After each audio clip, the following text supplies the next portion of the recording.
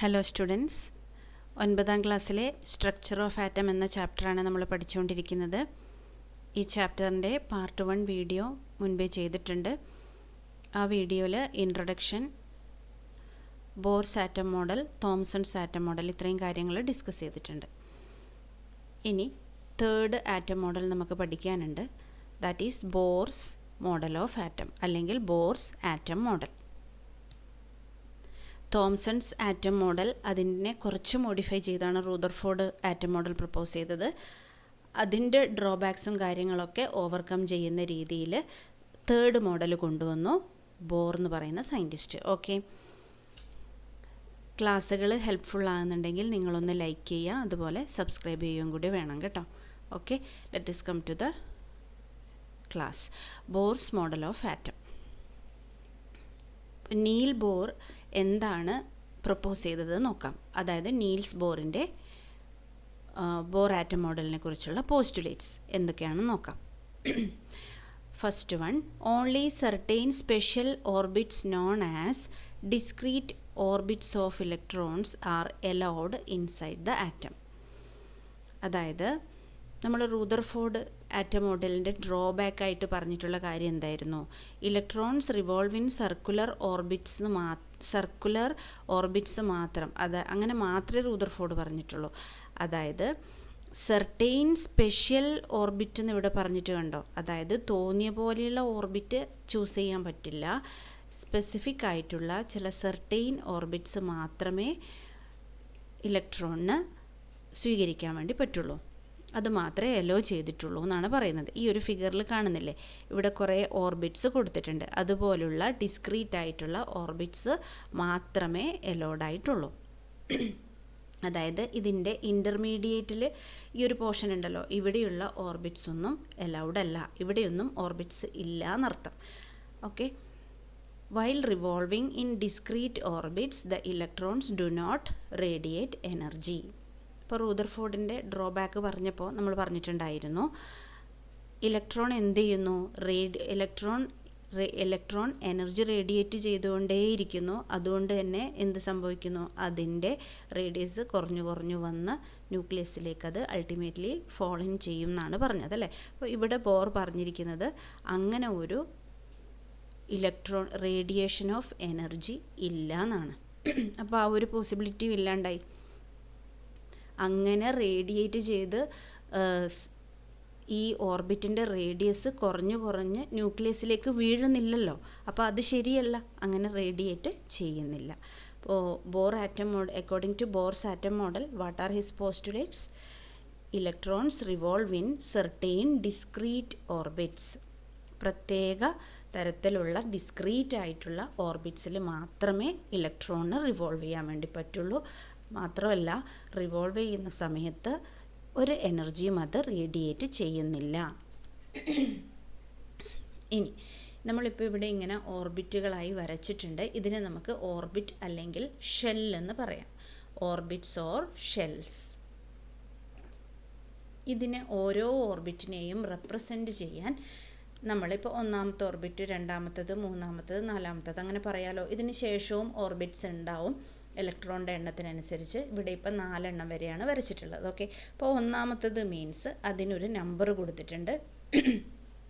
എന്ന് പറയുന്ന ഒരു നമ്പർ ഇതിൻ്റെ കൂടെ അസോസിയേറ്റ് ചെയ്തിട്ടുണ്ട്. ഹയർ ക്ലാസ്സിൽ നമ്മൾ കൂടുതൽ നമ്പേഴ്സ് പഠിക്കും കേട്ടോ. ക്വാണ്ടം നമ്പർ എന്നാണ് ഇതിന് ശരിക്കും പറയുക. ഇതൊരു ജസ്റ്റ് ഒരു നമ്പറാണെന്ന് നിങ്ങളിപ്പോൾ ഓർമ്മിച്ചാൽ മതി. ഓക്കെ, ഇപ്പോൾ n=1 എന്ന് പറയുന്നതാണ് ആദ്യത്തെ ഓർബിറ്റ്, n=2 രണ്ടാമത്തത്, n=3, n=4. ഓക്കെ, n=1 ആണെങ്കിൽ നമ്മളതിനെ കെ ഷെൽ, 2 ആണെങ്കിൽ എൽ ഷെൽ, 3 ആണെങ്കിൽ എം ഷെൽ, 4 ആണെങ്കിൽ എൻ ഷെൽ, ഇങ്ങനെ വിളിക്കും. ഓക്കെ, അപ്പോൾ ഇവിടെ കൊടുത്തിരിക്കുന്നത് A few energy levels in an atom. അതായത് ഈ ഓരോ ഓർബിറ്റിൽ കറങ്ങുന്ന ഇലക്ട്രോണിനും വേറെ വേറെ എനർജി ആയിരിക്കും ഉണ്ടാവുക കേട്ടോ. വേറെ എനർജി ആയിരിക്കും. അപ്പോൾ ഇതിനെ നമുക്ക് ഓരോന്നിനെയും എന്ത് റെപ്രസെൻ്റ് ചെയ്യുന്നു? എനർജിയെ റെപ്രസെൻ്റ് ചെയ്യുന്നു എന്ന് കൂടി വേണമെങ്കിൽ പറയാം. നിങ്ങൾ ആലോചിച്ച് നോക്കിയേ, ഇവിടെ പോസിറ്റീവ്ലി ചാർജ് ആയിട്ടുള്ള പ്രോട്ടോൺസ് അടങ്ങിയ ന്യൂക്ലിയസ് ഉണ്ട്. ഇലക്ട്രോൺസ് നെഗറ്റീവ്ലി ചാർജ്ഡ് ആയവർ ഇങ്ങനെ റിവോൾവ് ചെയ്തുകൊണ്ടേയിരിക്കുന്നു. അപ്പോൾ അടുത്തുള്ള ഇലക്ട്രോണും ഈ ന്യൂക്ലിയസും തമ്മിൽ നല്ല ഫോഴ്സ് ഓഫ് അട്രാക്ഷൻ ഉണ്ടാവും, അടുത്താണല്ലോ. ഇതിങ്ങനെ ദൂരം കൂടി കൂടി വരുന്നതിനനുസരിച്ച് എന്തായിരിക്കും, അട്രാക്ഷൻ കുറയുമല്ലോ. അത്രയും അധികം ഫോഴ്സ് വേണ്ട ഇതിനെ പിടിച്ച് ഈ ലാസ്റ്റുള്ളവരെ ചെറിയ ഫോഴ്സ് ഉപയോഗിച്ചാണ് ഇതിവിടെ മെയിൻറ്റെയിൻ ചെയ്ത് നിർത്തുന്നത് അല്ലേ. അതേസമയം ഉള്ളിലുള്ളവർ തമ്മിൽ നല്ല ഫോഴ്സ് ഉണ്ടാവും. അപ്പോൾ അതിനനുസരിച്ച് എന്ത് സംഭവിക്കും, ഓരോ ഷെല്ലിലുള്ള ഇലക്ട്രോൺസിനും എനർജിയിൽ ഡിഫറൻസ് ഉണ്ടാവും. ഓക്കെ, അതാണ് ഇതുകൊണ്ട് ഉദ്ദേശിച്ചിട്ടുള്ളൂ. ഡീറ്റെയിൽസ് ഒന്നും നമുക്ക് വേണ്ട, എനർജി ലെവൽസ് ഉണ്ടെന്ന് മനസ്സിലാക്കുക. ഓക്കെ, ഇപ്പോൾ ബോർ ആറ്റം മോഡൽ ക്ലിയർ ആണെന്ന് വിചാരിക്കുന്നു. ബോർ ആറ്റം മോഡൽ പ്രകാരമാണ് നമുക്കിതുപോലെയുള്ള ഡിസ്ക്രീറ്റ് ഓർബിറ്റ്സ് ഓർ ഷെൽസ് വന്നത്. ഓക്കെ, ഇനി നമുക്ക് ക്വസ്റ്റ്യൻസ് കൊടുത്തിട്ടുണ്ട് ടെക്സ്റ്റിനകത്ത്. ഇൻ ടെക്സ്റ്റ് ക്വസ്റ്റ്യൻ ആണ്. First question, on the basis of Thomson's model of an atom explain how the atom is neutral as a whole. നമ്മളിത് മുൻപേ കഴിഞ്ഞ ക്ലാസ്സിലെ പറഞ്ഞതാണ്. Atom as a whole it is neutral എന്ന് നമ്മൾ പറഞ്ഞിട്ടുണ്ടായിരുന്നു അല്ലേ. തോംസൺസ് ആറ്റം മോഡൽ എന്തായിരുന്നു പറഞ്ഞത്, അതായത് ഒരു പോസിറ്റീവ്ലി ചാർജ്ഡ് കംപ്ലീറ്റ് പോസിറ്റീവ് ചാർജുള്ള സ്ഫിയർ ഉണ്ട്. അതിനകത്ത് എന്താണ്, ഇലക്ട്രോൺസ്, റെയ്സിൻസ് അല്ലെങ്കിൽ ഡേറ്റ്സ്, എന്താണോ plum pudding model, watermelon model എന്നൊക്കെ നമ്മൾ പറഞ്ഞില്ലേ, അതുപോലെ ഇലക്ട്രോൺസ് എന്തായിട്ടുണ്ട്, എംബെഡഡായി നിൽക്കുന്നുണ്ട് അല്ലെ, അവിടെ ഇവിടെയായി ഇലക്ട്രോൺസ് നിൽക്കുന്നുണ്ട്. അങ്ങനെയാണ് നമ്മൾ പറഞ്ഞത്. അപ്പോൾ പോസിറ്റീവ് ചാർജ് എത്രയുണ്ടോ അത്ര തന്നെ നെഗറ്റീവ് ചാർജ് ഉണ്ട് എന്നും പറഞ്ഞിട്ടുണ്ടായിരുന്നു, ഓർക്കുന്നില്ലേ. അപ്പോൾ പോസിറ്റീവ് ചാർജും നെഗറ്റീവ് ചാർജും ഈക്വൽ ആവുന്നതുകൊണ്ട് തന്നെ ആറ്റം ടോട്ടൽ എടുത്തു കഴിഞ്ഞാൽ അതെന്തായിരിക്കും, ന്യൂട്രലായിരിക്കും. ആൻസർ ഒന്ന് വായിച്ചു നോക്കാം. An atom contains A positively charged sphere in which negatively charged electrons are implanted. The electrons and protons are equal in magnitude, equal in number also actually, equal in magnitude and equal in number actually. ഇവിടെ equal in number എന്നാണ് വേണ്ടത്. Number equal ആണ്. അതുപോലെ equal and opposite ആണ് അതിൻ്റെ charge അല്ലേ. Equal ആണ് magnitude, പക്ഷേ ചാർജ് ഓപ്പോസിറ്റും ആണ്. എത്ര എണ്ണം പ്രോട്ടോൺ ഉണ്ടോ അത്രയും തന്നെ ഇലക്ട്രോണും ഉണ്ടാവും. അതുകൊണ്ട് an atom on the whole is electrically neutral. On the basis of Rutherford's model of an atom, which subatomic particle is present in the nucleus of an atom? As per Rutherford's model of an atom, the positively charged protons are the ones that are present in the atom. അതായത് റൂദർഫോർഡിൻ്റെ model അനുസരിച്ച് positively charged particles ആണ് ആറ്റത്തിനകത്തുള്ളത്, അത് protons ആണ്. Draw a sketch of Bohr's model of an atom with 3 shells. 3 ഷെല്ലുള്ള ഒരു ആറ്റത്തിൻ്റെ structure വരക്കാനാണ് തന്നിരിക്കുന്നത് അല്ലേ. അപ്പോൾ ഇവിടെ നമ്മൾ ആറ്റം മോഡൽ ഡിസ്കസ് ചെയ്തിരുന്നപ്പോൾ 1 2 3 4 4 എണ്ണം ഉള്ളതാണ് വരച്ചത്. ഓക്കെ, 3 ഷെല്ലേ പറഞ്ഞിട്ടുള്ളൂ. അപ്പോൾ 1 2 3 എനഫ് ആണ് അല്ലേ. 3 വരെ മാത്രമേ നമ്മൾ വരക്കേണ്ടതുള്ളൂ. ഇവിടെ ഇപ്പോൾ 4ഉം കാണിച്ചിട്ടുണ്ട്. ഓക്കെ, സിമ്പിൾ അല്ലേ. ജസ്റ്റ് നമ്മൾ ന്യൂക്ലിയസ് വരക്കുന്നു, സർക്കുലാർ ഓർബിറ്റ്സ് വരക്കുന്നു, K shell, L shell, M shell എന്ന് മാർക്ക് ചെയ്യുന്നു, എന്നിൻ്റെ വാല്യൂ മാർക്ക് ചെയ്യുന്നു. ഓക്കെ,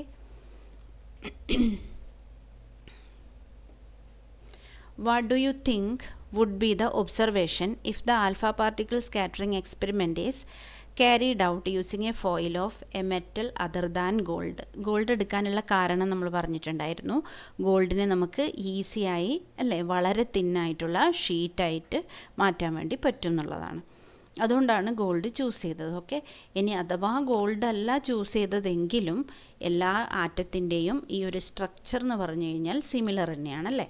അപ്പോൾ എന്ത് സംഭവിക്കും, സെയിം ഒബ്സർവേഷൻ തന്നെയാണ് ഉണ്ടാവുക കേട്ടോ.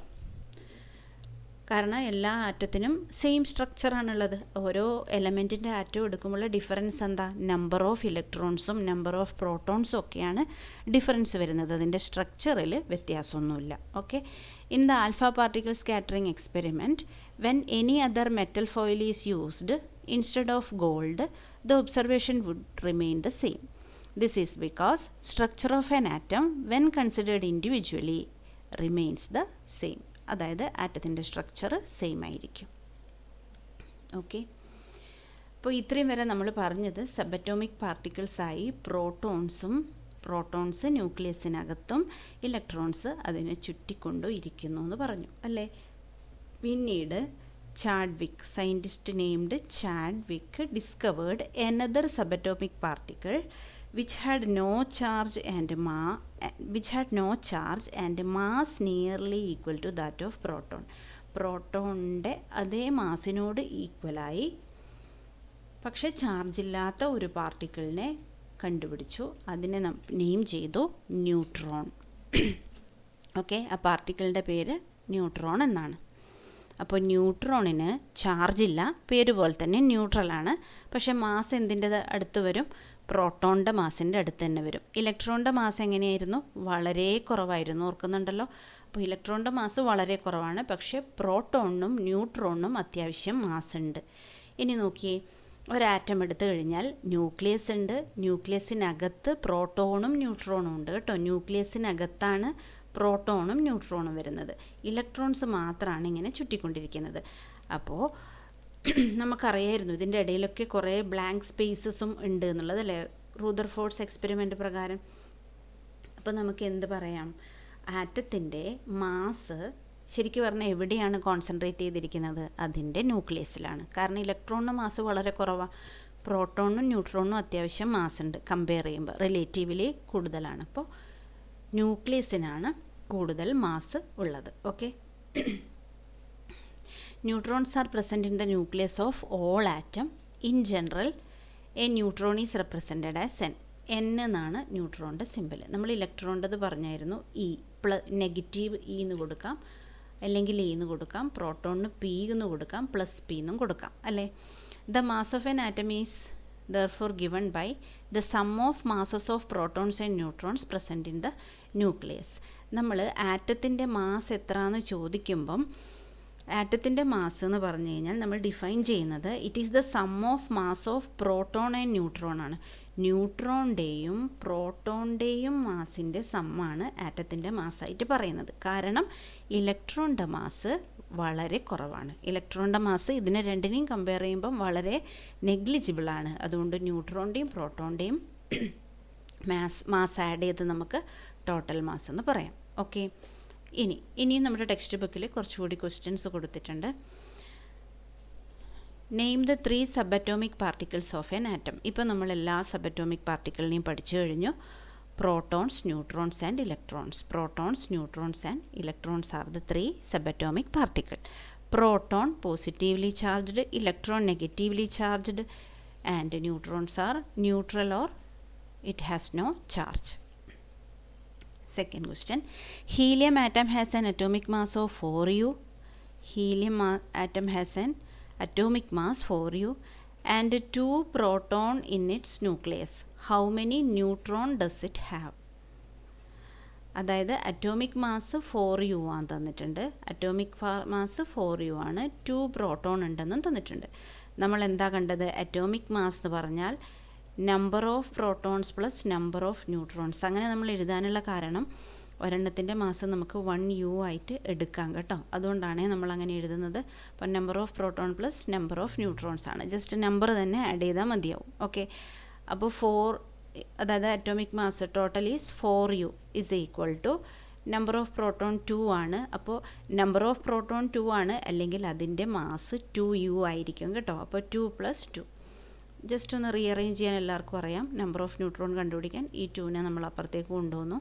അപ്പോൾ എന്ത് കിട്ടും? ഹീലിയത്തിനകത്ത് അതായത് 2U എന്ന് കിട്ടും നമുക്ക്. മാസാണ് സബ്ട്രാക്ട് ചെയ്യുന്നതെങ്കിൽ അതിൻ്റെ അർത്ഥം അതിനകത്ത് 2 പ്രോട്ടോൺസ് ഉണ്ട് എന്ന്. ഓക്കെ, 2 പ്രോട്ടോൺസ് ഉണ്ട്. കൺഫ്യൂഷൻ ഇല്ലയെന്ന് വിചാരിക്കുന്നു. നമ്പർ ഓഫ് പ്രോട്ടോൺ ഇപ്പം 3 പ്രോട്ടോണാണ് ഉള്ളതെങ്കിൽ 3 എണ്ണം പ്രോട്ടോൺ ഉണ്ട്, അതിൻ്റെ മാസ് 3U ആയിരിക്കും. അതാണ് ഞാൻ പറഞ്ഞത്. ന്യൂട്രോണിൻ്റെതും അതുപോലെ തന്നെ. ഓക്കെ, ഇനി ഇലക്ട്രോൺ ഡിസ്ട്രിബ്യൂഷൻ ഇൻ ഷെൽസ്.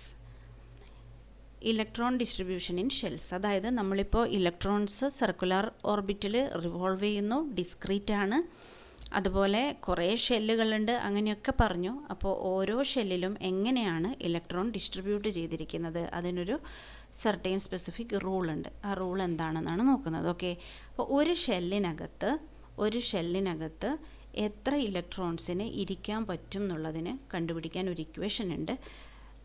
അത് 2n² ആണ് കേട്ടോ. 2n². n എന്തായിരുന്നു? നമ്മൾ ക്വാണ്ടം നമ്പർ എന്നൊക്കെ പറഞ്ഞില്ലേ, n = 1 ഉണ്ട്, n = 2, 4 വരെയുള്ളതാണ് നമ്മൾ പറഞ്ഞത്. ഓക്കെ, അപ്പോൾ കെ ഷെൽ എടുക്കുന്ന സമയത്ത് n = 1 ആണല്ലോ, n = 1 ആണ്. അപ്പോൾ 2 × 1² 2 × 1² ചെയ്യുമ്പോൾ എത്ര കിട്ടും? 2 അല്ലേ. അപ്പോൾ കെ ഷെല്ലിൽ 2 ഇലക്ട്രോൺസിന് ഇരിക്കാം. എൽ ഷെല്ലാവുമ്പം n = 2 അല്ലേ. അപ്പോൾ എത്ര ഇലക്ട്രോൺസിന് ഇരിക്കാം? 2 × 2². എത്ര ഇരിക്കാൻ പറ്റും? 8 ഇലക്ട്രോൺസ് അല്ലേ. അങ്ങനെ ഓരോന്നും നമ്മൾ കാൽക്കുലേറ്റ് ചെയ്യുമ്പോൾ നമുക്ക് കിട്ടുന്നത്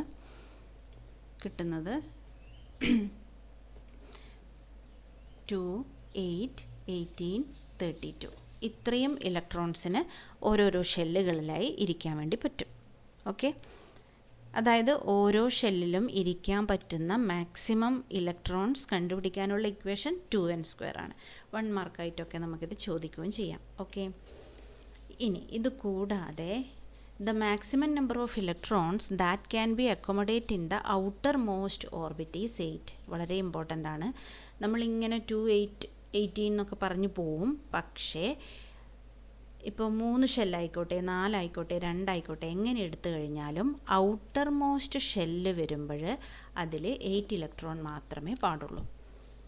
ഓക്കെ, അതായത് 2 വന്നു ഒന്നാമത്തെ ഷെല്ലിൽ, രണ്ടാമത്തെ ഷെല്ലിൽ 8 വന്നു, മൂന്നാമത്തെ ഷെല്ലിൽ 18 എന്ന് പറയുന്ന ഒരു കോൺഫിഗറേഷൻ വരില്ല.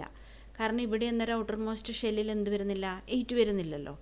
അപ്പോൾ എന്ത് ചെയ്യേണ്ടി വരും? ഇവിടുന്ന് കുറച്ച് ഇലക്ട്രോൺസ് നാലാമത്തെ ഷെല്ലിലേക്ക് പോകേണ്ടി വരും. ഓക്കെ, അത് നമ്മൾ ഇലക്ട്രോണിക് കോൺഫിഗറേഷൻ എങ്ങനെയാണ് അറേഞ്ച്മെൻറ്റ് എന്ന് എഴുതുമ്പം കൂടുതൽ ഡീറ്റെയിൽ ആയിട്ട് പറയും. ഓക്കെ, അതായത് ഇത്ര മനസ്സിലാക്കുക, ഔട്ടർ മോസ്റ്റ് ഓർബിറ്റിൽ 8 ഇലക്ട്രോൺ മാത്രമേ പോസിബിൾ ആയിട്ടുള്ളൂ.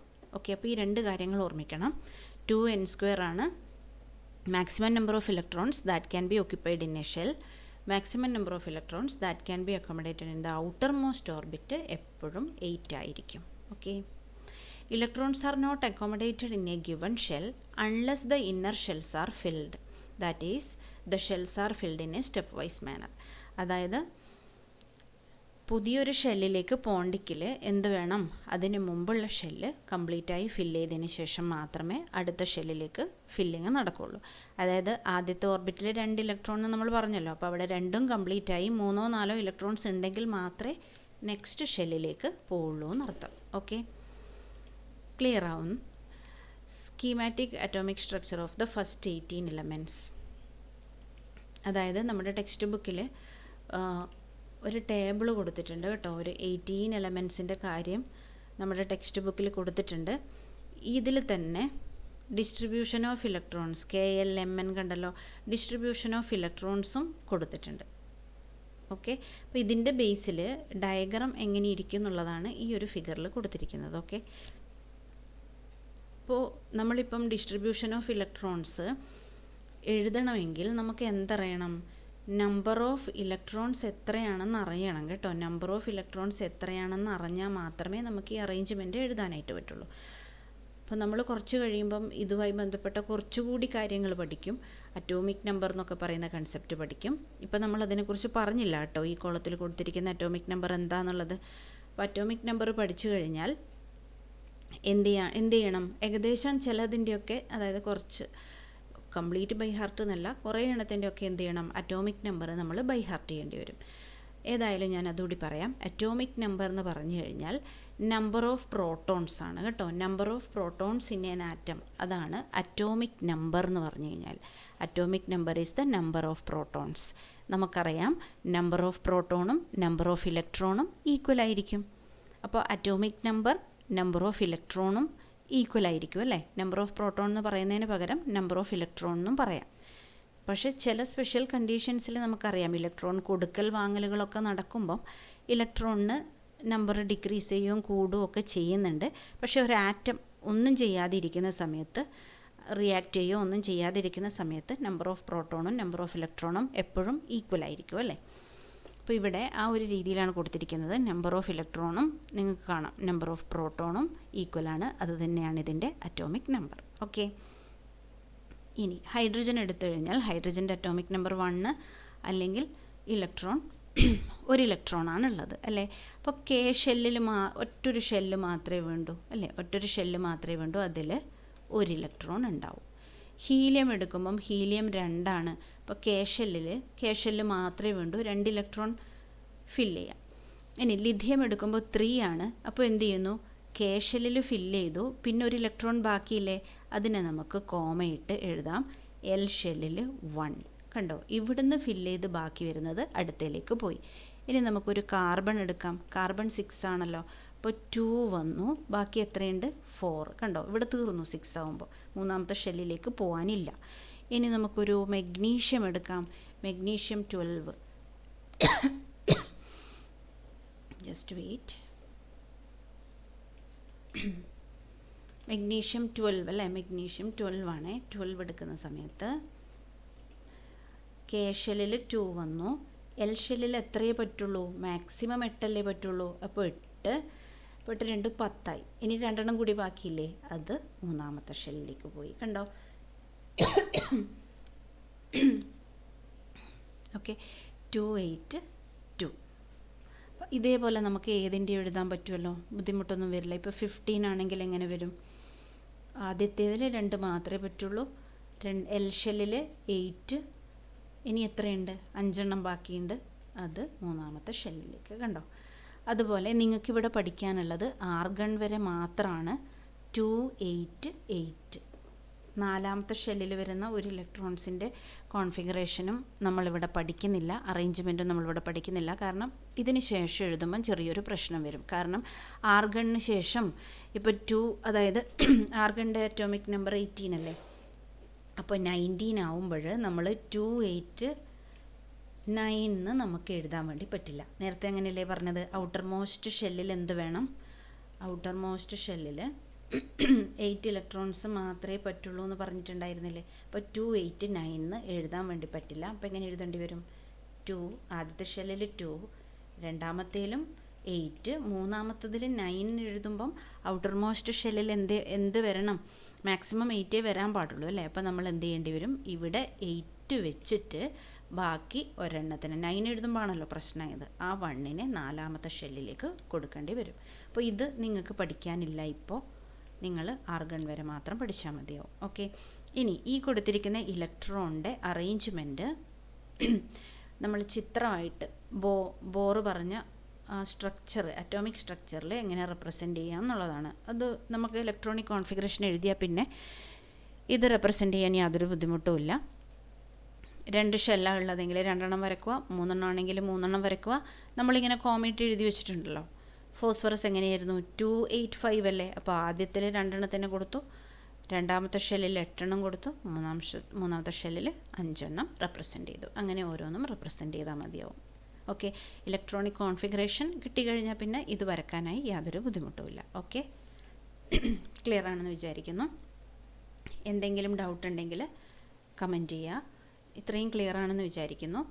ഇനി നെക്സ്റ്റ് ക്ലാസ്സിൽ നമുക്ക് വാലൻസി, അതുപോലെ അറ്റോമിക് നമ്പർ പറഞ്ഞു കഴിഞ്ഞു, മാസ് നമ്പർ, എങ്ങനെ എലമെൻറ്റിനെ റിപ്രസെൻ്റ് ചെയ്യാം, ഐസോടോപ്പ്, ഐസോബാർ, പിന്നെ കുറച്ചധികം ക്വസ്റ്റ്യൻസ്, ഇങ്ങനത്തെ കാര്യങ്ങളൊക്കെ ഉണ്ട്. അതുമായി നമുക്ക് നെക്സ്റ്റ് ക്ലാസ്സിൽ കാണാം.